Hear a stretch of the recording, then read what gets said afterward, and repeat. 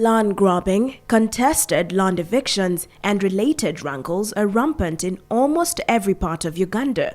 The phenomenon does not discriminate because both the rich and the poor are affected.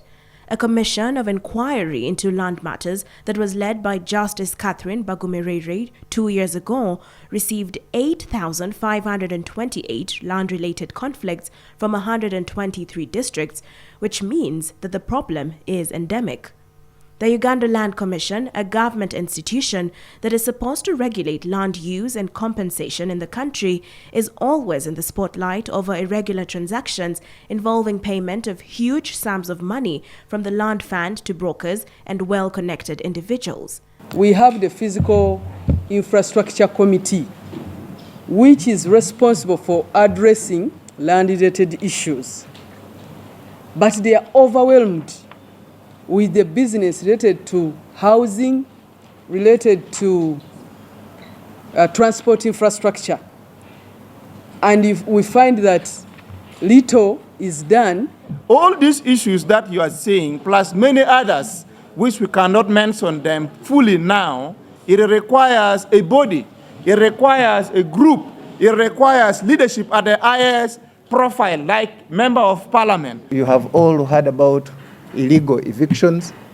Sometimes, even before the eviction takes place, there is already a pending threat, and when there is a pending threat, people cannot do the developments that they are supposed to do.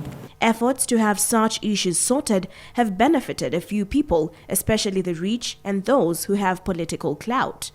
The MPs Forum is meant to highlight land conflicts that have gone unsolved. And we have established a booklet where members of parliament shall be registering their related land issues for us to profile them, determine the capacity information that we need to give the MPs. If we are members of this forum, we can ably legislate, bring all stakeholders on board, so that we actually come up with concrete solutions to some of these problems. As leaders, we are going to work with the different local governments, we are going to work with the different line ministries, we are going to work with the different civil society organizations who are ready to stand out and we speak for these vulnerable Ugandans. While the matters of land fall under many parliamentary committees like the Physical Infrastructure and the Natural Resources Committee, MPs are saddened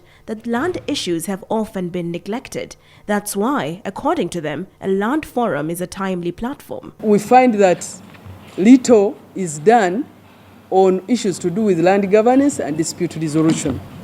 So, as members of parliament, from where we come from, we have identified that the land question is affecting a lot of development in our respective constituencies.